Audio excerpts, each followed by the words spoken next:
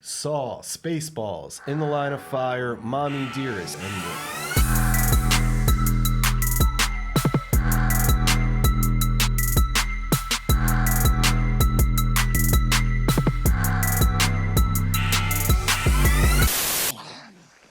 Oh no, not again. So out now on 4K Ultra HD from Kino Lorber, our good friends, is Spaceballs. In a 2-disc edition with the 4K Dolby Vision and 5.1 surround sound on disc 1, and then all the bonus features on disc 2. So you're going to get a 4K presentation and then a Blu-ray presentation, and the Blu-ray presentation has all your bonus features on it, which is pretty cool. So this film has been released like a bunch of times in its life. It's had anniversary editions. It's had Your Helmet Is So Big editions. It's had VHS box editions, and now finally it's going to get a proper upgrade to its transfer in this 4K release, which is pretty cool. All of those previous editions were sold by Yogurt himself. Merchandising, where the real money from the movie is made. So this movie is out, and the reviews are pretty much saying that obviously it's the best this film's ever looked. It's got great tones. It's really rich with color. Everything looks really great, especially in the close-up shots, especially considering this is obviously a Star Wars parody in large part, and most of the Star Wars-esque effects that they used were like done at a fraction of the cost as, you know, Star Wars itself. So the worry there was maybe it was going to look a little kind of clunky, but it holds up. Everything looks great. Picture detail is awesome. So that's good news for anyone that was looking to even upgrade or buy it for the first time. You're going to get the best picture quality possible out there.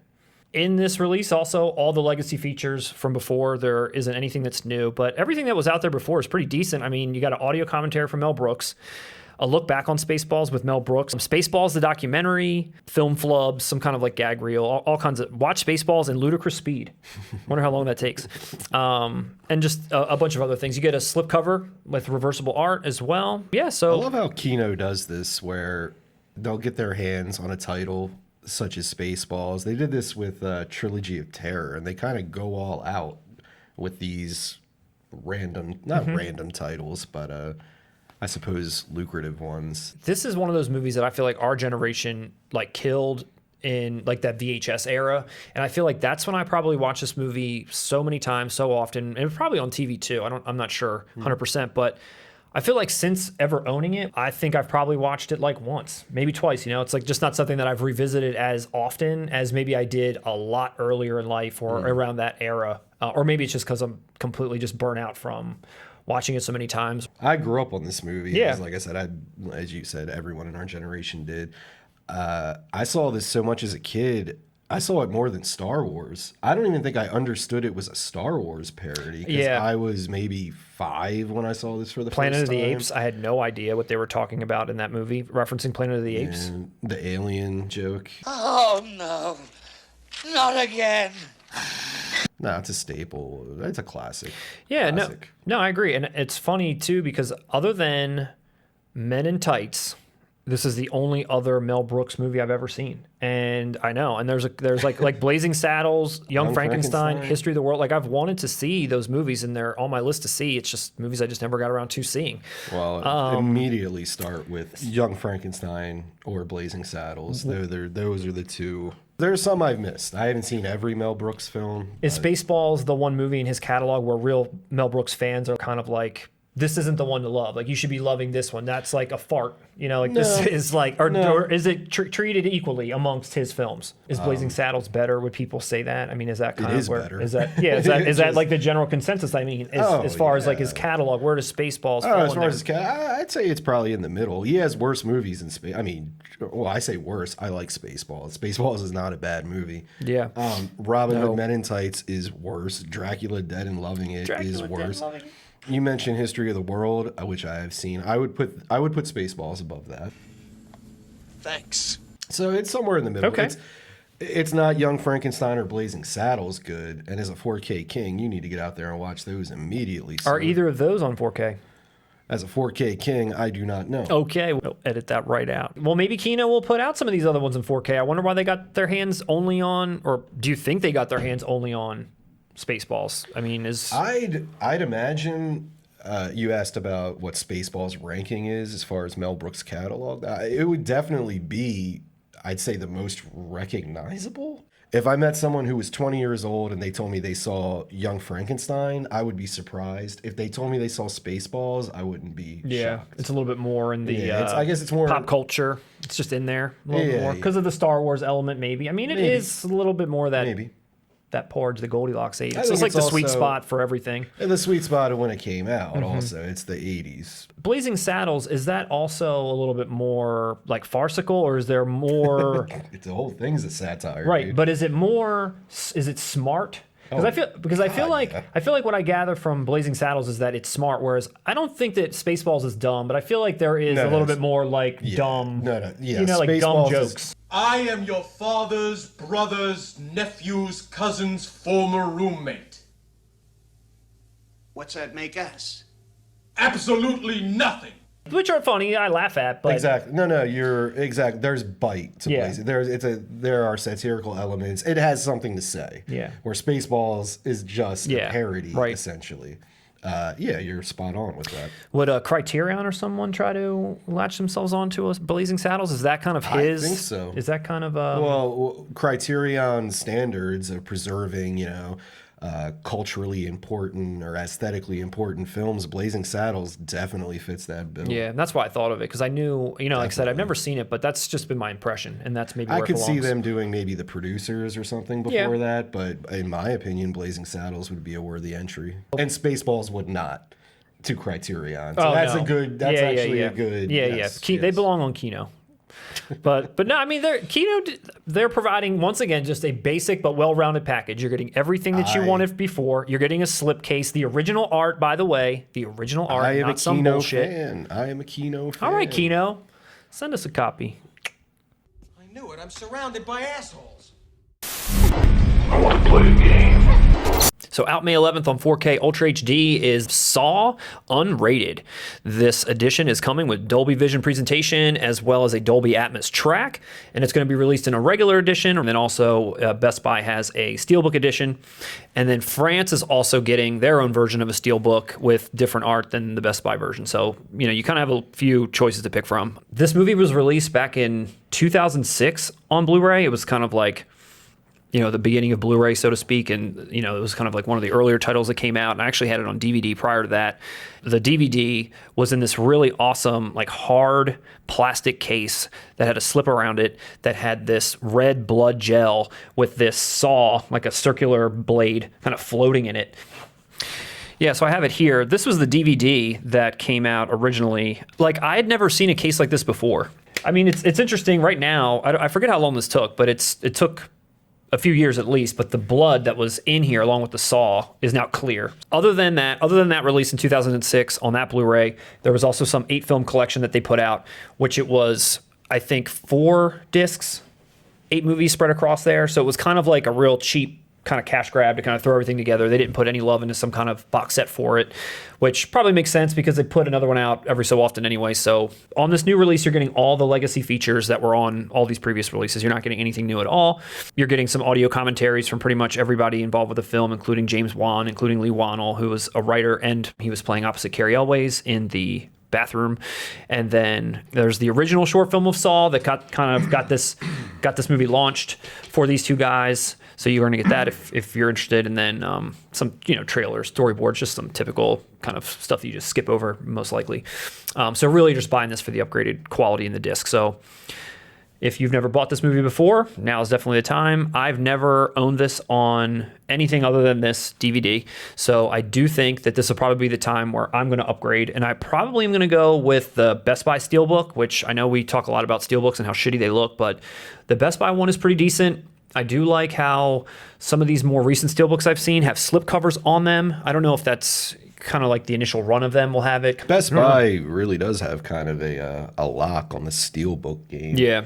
I know Target tries to jump in every now and again. Yeah, but, Zavvi. Zavvi, yeah. But with Best Buy, they really do. They kind of push their limited edition Steelbooks. They do, and a lot of times, it's always new art. It's always something that's exclusive to them, and this is no exception. This Best Buy Steel, Without the slip, it's the puppet really big on there, but then when you put the slip on it, it turns the whole case into something that looks like a TV or something that the puppet is on, and it says unrated underneath. Kind of like changes the look altogether, which that's the way I like it. I wouldn't buy it if it didn't have that slip, essentially. The France one's got the Shawnee Smith character in the bear trap in that scene. That's the cover for that one, which is pretty cool. But yeah, so I don't know. I know you haven't seen this before. I have not. No. I thought this movie was kind of an interesting concept when it first came out. I thought it was well executed. I thought, for what they had, the budget they had, which was next to nothing, they pulled this movie off and made it, probably the vision that they were really hoping to based on the short that they put together. You got Carrie Elways and Danny Glover. Like, I don't think I'd seen Danny Glover in anything in a long time when I saw that movie. I was like, where have you been, Danny Glover? And now all of a sudden you pop up in Saw.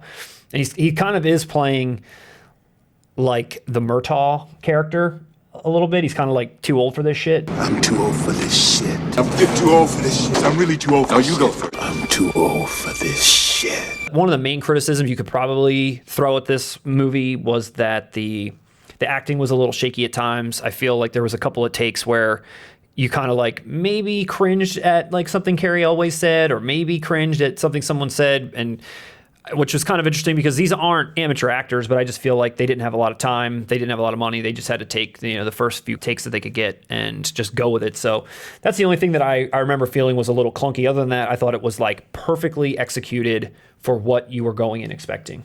I doubt they expected it to be half as big as what it ended up being. Yeah.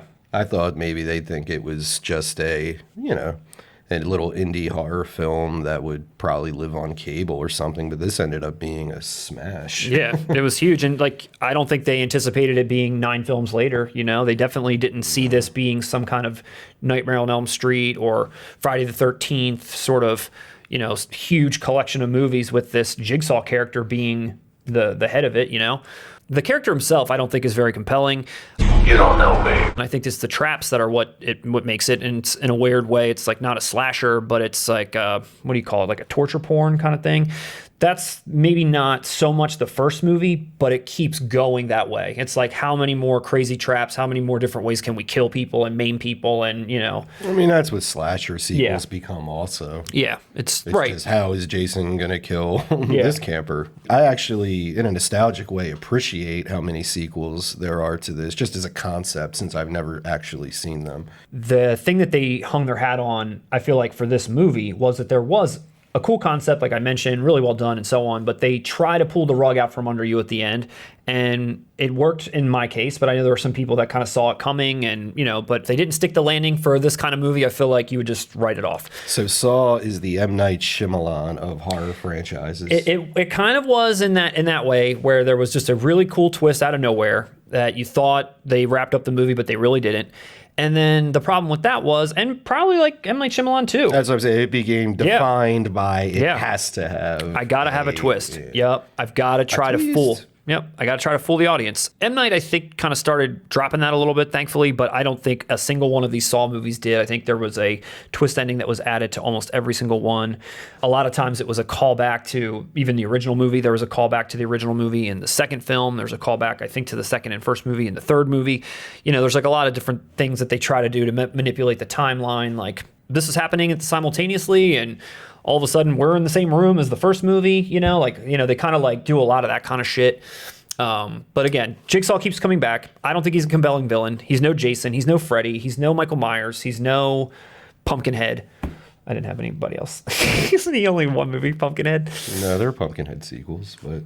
Pumpkinhead. You don't know me. And in conclusion, this edition only exists because of Chris Rock's remake.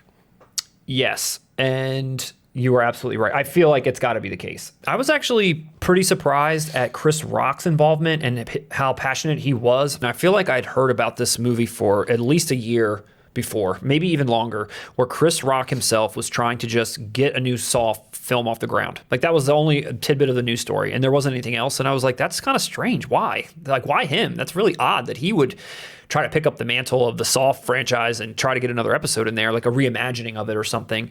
And then sure enough, trailer came out and he's in it. And I was kind of also taken aback in the trailer where, he's the cop on the case And it's referred to that his dad once also was on the trail of Jigsaw and never captured him, so he needs to go get his help. And it turns out his dad is played by Samuel L. Jackson, who, the minute they're on screen together, you look at both of these men and you're like, how is one of these guys the other guy's dad? Like, they both look either the same age or definitely not able. Samuel L. Jackson looks freaking like 50 years old. And he's 72. And Chris Rock is 56. Anyway, this movie will probably be trash. I can't imagine it'll be good. They're going to try to do the same thing where there'll be some crazy twist at the end, and that probably took them the most time to cook up. Even if Chris Rock torpedoes it, it's the worst film ever. I mean, what is he ruining? What legacy, Nothing. What legacy are you ruining? His. So, I mean, there's His only... legacy? I think it's a win-win for him. I mean, by comparison to the sequels that already exist, I guarantee you it's going to be better simply by Samuel L. Jackson's involvement. So, yeah, it's nowhere you can go really but up. It's a day one buy for me, I think. I'm definitely going to pick it up. I'm going to get the better Steelbook art for a change. Saw will be out on May 11th. Pick it up now. Pre-order it then. What do you see when you're in the dark and the demons come? I see you standing over the grave of another dead president. So out June 15th on 4K Ultra HD from Sony Pictures is In the Line of Fire 4K. So this film, Russ, has been newly remastered in 4K from the original negative with HDR10 color grading and an all-new Dolby Atmos track, as well as the original theatrical 5.1 and the original theatrical stereo. So you're getting all the sounds for this one. Again, nothing new in this set. All legacy features involved, audio commentaries with Wolfgang Peterson himself, deleted scenes, featurettes, all that kind of stuff. This movie, there's no fanfare coming out for this movie. I personally really like this movie a lot. I watched this movie a ton of times in the 90s, a ton of times. Clint Eastwood, this movie, and Pink Cadillac. I don't know why those movies I remember in the 90s the most, just constantly watching. I forgot Pink Cadillac even existed. I'll be thinking about that when I'm pissing on your grave. And this is a cool Clint Eastwood movie, but again, John Malkovich, I feel like, is the show stealer here. Was he nominated for an Oscar for this? He was nominated in 1994 for Best Supporting Actor. So you show me some goddamn respect! He completely steals the show. And I think I had only seen him in one other movie before this, and it was called Making Mr. Right. Where I remember that. You remember that? He was so corny in it. He was a scientist that created a robot of himself that then she thinks it's him, falls in love with him. He's destined to fly to, like, I don't know, the moon or Mars or some shit. And it was such a weird, it was kind of like a weird, bizarre, quirky movie, right? But then, so that's all I knew him from. But then this one, you know, the dude, he's completely unhinged. The performance is completely wild. Do you know how easily I could kill you, Frank? Do you know how many times I've watched you go in and out of that apartment? Is this like the first movie where he really became, like, not known for being able to become an unhinged actor in films? Because I feel like I didn't know him from having that sort of range prior to this movie.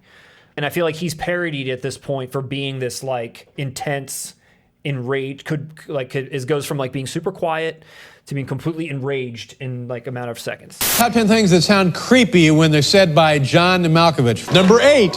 You mean I get all these great funk classics on just one compact disc? Like, that's the stereotype for him. Am I wrong? Based on my age, this was probably the first movie I saw him as a villainous character, as a menacing character. I mean, there's so many scenes where John Malkovich in this movie is just fucking terrifying. Like so many of them. Honestly, I don't haven't know. seen it since it came out. The main thing I remember is the gun he made. Dude, I was gonna say that too. That's the main thing I remember. And he's making that plastic gun. You're kind of not sure what he's doing And he's at like first. by a creek or something, doesn't he? That's like the first time he shoots somebody. Why did you kill that bird, asshole? The plastic gun was definitely very memorable. Back to the original art. Thank you Is for that Clint running by the limo? It is, and it's exactly what they put out originally. It's great original art. The original Blu-ray that came out was some Photoshop floating head nonsense that's just, I hate when they do that. It makes no sense. The original art's back. Thank you for moving away from the terrible Photoshop jobs. Day one. So out June 1st on Blu-ray from Paramount, on their Paramount Presents line, is Mommie Dearest. About time. In its 40th anniversary. So this is a Blu-ray debut. and with a brand new 4K restoration of the film. It was just about to be released on Blu-ray in, I think, Australia, but now Paramount Presents has beat them to the punch. So again, as they would on this line, you get that really cool slip box that opens up and you see the poster in there. And again, they have a filmmaker focus like they normally do. So features included here is a new audio commentary by American drag queen Hedda Lettuce. And that's Hedda, Hedda Lettuce. Hedda Lettuce. They did a commentary on Unforgiven. A new filmmaker focus where biographer Justin Bozung talks about director Frank Perry. So Frank Perry no longer with us, rest in peace. So they got someone named Justin Bozung to come out and speak on him for this new featurette on here. And then of course you have a commentary previously done by filmmaker John Waters. You have some I other actually didn't know that was a thing. I'm sure that's wild. I never picked up the special edition DVD. Yeah, I'm sure that's wild. That's awesome. That's a great feature. Yeah, and a few other featurettes. So, nothing huge, but again, it's a nice line, it's a nice box, it's a nice slip, and all that good stuff. So, another solid release. Many are questioning, however, why this movie would be released on this label at all. So, I'm very unfamiliar. I don't want to say unfamiliar with this movie. I've seen bits and pieces of it. I don't think I've sat down and watched this movie front to back. As a kid, when I remember watching this or seeing it, all I looked at was, man, that lady is terrible. Like, man, I wouldn't want that to be my mom. Don't you tell me what I'm doing. Don't tell me, don't. This how to teach you. I'd rather you go bald to school than looking like a tramp. Like, as a kid, that's all you think about. Like, I'm not looking at it as a movie. I'm not that's looking at kind it of what the movie's about. From a kid, you're like, holy shit, but I wasn't a critic, or anything else. I guess what I'm reading, or from other people, and you'll tell me too, is this movie like funny or something as an adult? Like when you watch this, it's unintentionally funny from the start. Here's a direct quote. It's undisciplined, overly campy, unintentionally laughable, mixes fact and legend, and then this isn't exactly a worthy film for such a premium release. This is just what the fans are saying out there. What fans? The fans of Paramount Presents and Mommie Dearest and people that want to buy Blu-rays. They're like, what the frig are they doing? Everything you just described is why it has the cult following it has. So hit me with it. Why? Like, what is it's just ridiculous? It's just so melodramatic. The acting's over the top. Like, Faye Dunaway is giving you like 110 in scenes that required 30.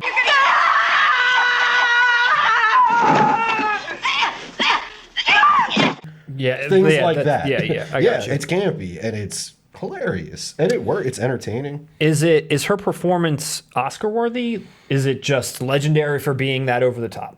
Legendary for being that over. So it's not even you can Faye Dunaway's consider a great it being, actress though. Faye Dunaway, like basically, it feels like she's acting in the wrong movie. Was she? Do you think she was directed to act in that way, or that was her portrayal? No, of I think the she character? was directed. Yeah. I mean, I have no definitive way of knowing that. Faye, comment down below. Let us know what happened. I mean, entertaining. I remember scenes where she's tied her children down with belts and is cutting her daughter's hair off. I mean, those scenes again to me as a child were kind of terrifying.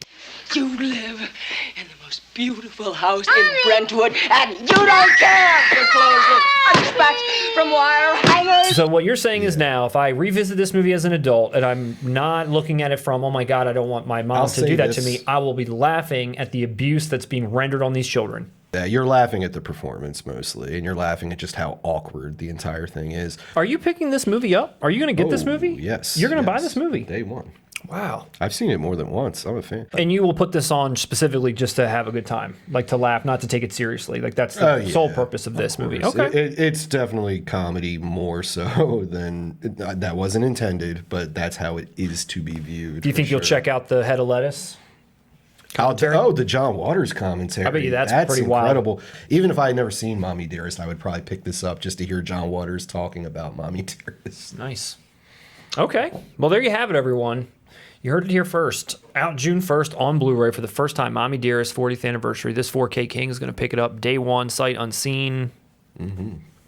I will not.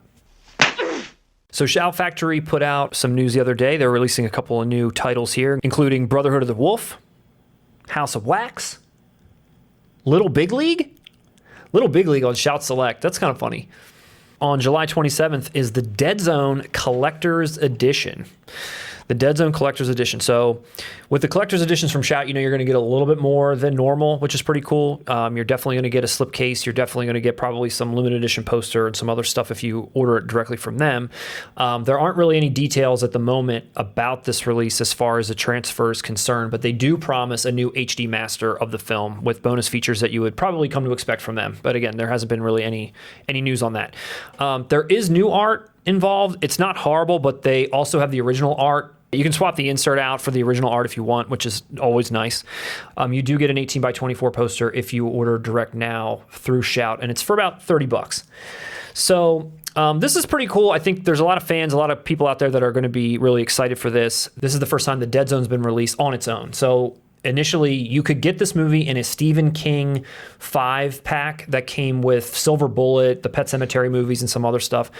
But that was the only way to get the Dead Zone. So if you wanted it, that was your only chance. And from what seems to be, it wasn't a very good release, and it wasn't a very good transfer, and it was, shoddy to say the least. So now that this is being taken care of, new master, great company, great, extras and all this kind of stuff, I think there's going to be some people out there that are really excited for this. Mm-hmm. What do you think, Russ? I wanted to add on too, if you order directly from Shout Factory, you also receive it 2 weeks early than the street date. Yep. If you were to order from Amazon. I feel like that's the case with nearly...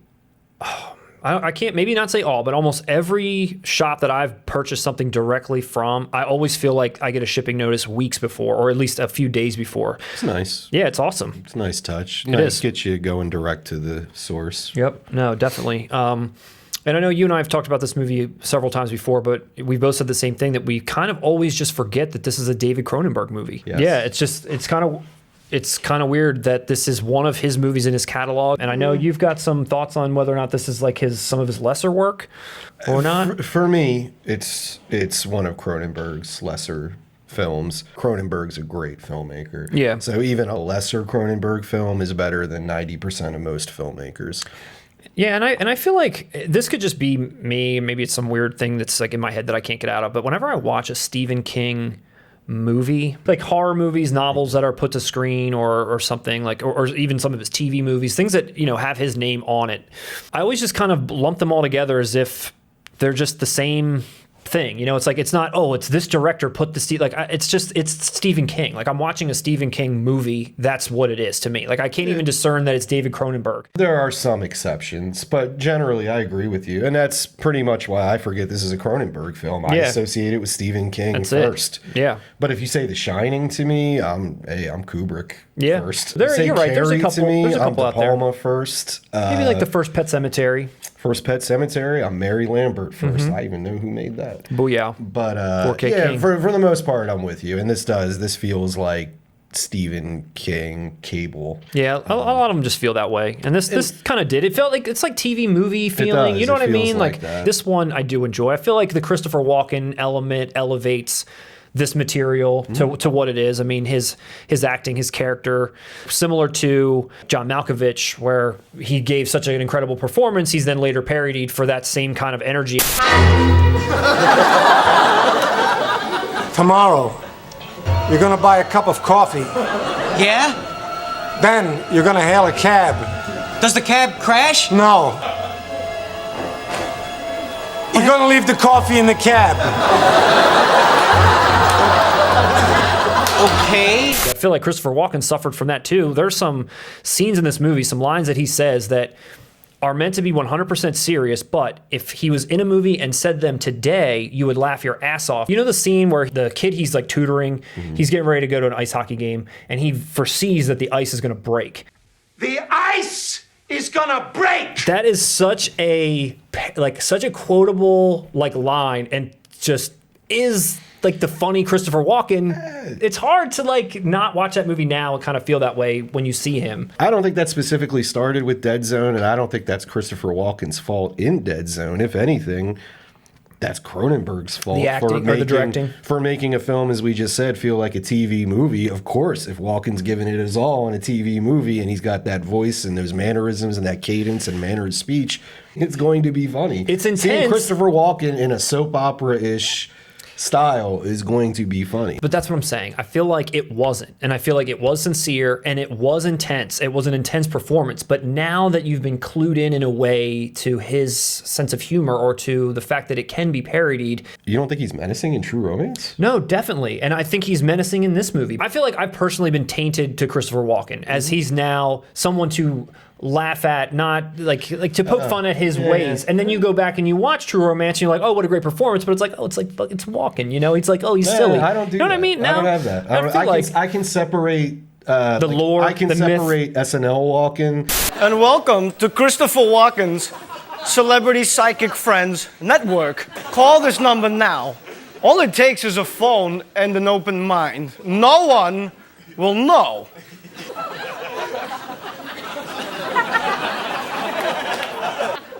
Why aren't you calling? You could be in grave danger. Like if I'm watching Pulp Fiction, I don't laugh when he shows up. If I'm watching King of New York, I'm not laughing. If I'm watching The Prophecy, I'm not laughing. I can separate that. He's a great actor. I can separate it from this too. It's the thing. It's like just some of these lines come across I just like think it's a subpar movie. I know there's some fans out there for this. I'm going to be there for it. Definitely day one for me. Day two for us. Do it. No one will know. Lastly, quick update regarding our good friends at Arrow. So this kind of went under the radar a little bit because there wasn't really any announcement made. But a company that we all know, also known as the Hut Group or Hut Limited, also known as Zavvi, and a bunch of other companies that fall under that umbrella. And they are a UK distribution company, but they've gone out and they've bought Arrow UK and everything underneath of it. So again, there's been no official announcement for this. Nothing has been said about it. You can see publicly where these types of things go on, sales and purchases of companies and so on, and this is out there where you can see this purchase happened in the beginning of March, I believe. So, you know, it's anyone's guess how this is going to affect Arrow. I don't know. What are your thoughts right off the bat? Just what you said. I'm curious as to what this entails. I don't know. You know, sometimes this is a harbinger of doom when someone comes in and scoops up a business that may be failing. maybe Arrow's having some issues. I hope that's not the case. I hope it's business as usual. I hope they invest. I hope there's no change. I hope there's more investment in Arrow, maybe an uptick of more releases and features. But I mean, as we know, like digital media is on the rise and physical media is going away, and we don't know what's going on with Arrow, but you know. Pretty good time to start a podcast. When you kind of look at Arrow, who's kind of this, you know, kind of classy, you know, boutique label, and they kind of tackle these little different niches and whatnot. Packages are usually really great, really well done. Then you look at Zavvi, which is, I don't know, it's kind of like, it's like a toy store or something. It's tons of merch. It's clothing. It's housewares. It's everything. It's like Spaceballs, the toilet paper. It's like literally everything you could get there. And they also sell DVDs, which is fine if that's Zavvi. But now they're taking over Arrow, and it's kind of like, so that's that company. How is that going to bleed over in some way? Or hopefully, is it going to be just business as usual? You know, Zavvi, as we talk about all the time, they put these Steelbooks out. They're trying to be hip. They're trying to be all this trendy. That's not what Arrow's trying to do. They're trying to be true. They're trying to remain faithful, you know, and do something maybe if a new art comes along or something that's still within the film's best interest. God knows what Zavvi's got in mind when they're putting out some of these Steelbooks, you know? Well said. This is pure conjecture. For all we know, Zavvi could come in and this could be, hey, like I said, more focus. It could be. It could be. Who knows? We'll wait and see. I agree with you. I like how you put that. It's similar to, it'd be like, hey, Walmart is buying Criterion. Yeah. Like, what? Exactly. Yeah, it's like, why? It doesn't, it's apples and oranges, it feels like. Yeah, it really does. And I think they've done some kind of like, I don't know, you call it maybe shady kind of stuff with some of their releases where they tout stuff as being super limited, but it ain't limited. You know, it comes back. You can't say this is an unlimited item and then reproduce it in some way. Well, call it what it is. It's taking advantage of your fan base, knowing that your customers are niche, they're collectors, they want to have every edition. And it's just taking advantage of It is, and I feel like that's probably soured the a lot old of. double dip. It is, but I think that's soured people maybe to Zavvi, and I It's feel going like to sour that, people on physical media in general Exactly. if these businesses keep doing this practice. Exactly, and now you have that kind of company that does those practices taking over a company that we love. What the hell's going to happen? We don't know. Well, and our warning to you, Zavvi, just don't dig your own grave. Yeah, please don't. We hope that this isn't going to be bad news for Arrow, our good friends. But, again, let us know what you Sincerely. think. Thanks for watching. Thanks for joining us. Thanks for coming back. All of our new subscribers. We're up to 21. We want to give a quick shout out to Alexander Villeneuve, Mark Vaccaro, Jackson Souza, Katie Tallett, Ryan London. All you guys mean so much to us. Thank you for clicking that subscribe button. For all you out there that are watching this, please consider doing the same. Like it, subscribe to it, keep on coming back. Don't forget to check out our clips channel where we post highlights from this show, as well as other clips that ended up on the cutting room floor. Russ, do you have anything to say to the people before we get out of here? Well, I think...